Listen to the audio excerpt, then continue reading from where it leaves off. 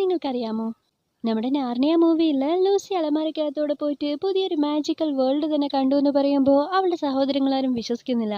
എന്നാൽ കേട്ട ഉടനെ പ്രൊഫസർ ക്യൂക്ക് അത് വിശ്വസിക്കുകയാണ്. എന്തുകൊണ്ടായിരിക്കും അത്? അദ്ദേഹത്തിന് നാർണിയെ കുറിച്ച് നേരത്തെ അറിയോ? പറയാം. കാരണം നാർണിയയിലേക്ക് പോയ ആദ്യത്തെ മനുഷ്യൻ അദ്ദേഹമാണ്.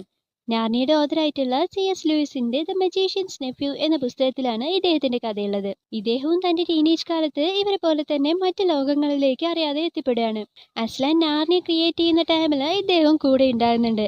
ആൻഡ് ഇയാളുടെ കാരണമാണ് മറ്റേ വൈറ്റ് പിച്ച് ഉണ്ടല്ലോ, അത് നാർണിയയിലേക്ക് എൻ്റർ ആകുന്നത് തന്നെ. പിന്നീട് അവരെടുത്തുനിന്ന് നാർണിയെ സംരക്ഷിക്കാനായിട്ട് ഇവരൊരു മാജിക്കൽ ആപ്പിൾ ട്രീ പ്ലാന്റ് ചെയ്യുന്നുണ്ട്. ആൻഡ് ഇവന്റെ അമ്മയെ രക്ഷിക്കാനായിട്ട് അസ്ലാൻ ഒരിക്കൽ അതിൽ നിന്നും ഒരു ആപ്പിൾ ഇവന് കൊടുത്തു വിടുന്നുണ്ട്. ആ ഒരു മാജിക് ആപ്പിൾ കഴിക്കുകയാണെന്ന് വെച്ചാൽ ഇവന് മരണമില്ലാത്തവനായിട്ട് മാറാം. പക്ഷെ സ്വാർത്ഥത കാണിക്കാതെ അവൻ അത് വെച്ച് അവന്റെ അമ്മയെ രക്ഷിക്കുകയാണ്. പിന്നീട് ആ ആപ്പിളിന്റെ വിത്തിൽ നിന്നും ഒരു മരം ഇവന്റെ വേൾഡിൽ ഉണ്ടാകുന്നു, അതായത് നോർമൽ വേൾഡ്. കാലങ്ങൾക്ക് ശേഷം ആ മരത്തിൽ നിന്നുമാണ് ഇപ്പൊ നമ്മൾ കാണുന്ന ആ അലമാര ഉണ്ടാക്കിയിരിക്കുന്നത്. മേ ബി അതുകൊണ്ടായിരിക്കണം ലൂസിക്ക് ആ അലമാരയിലൂടെ നാർണിയയിലേക്ക് പോകാൻ സാധിച്ചത്.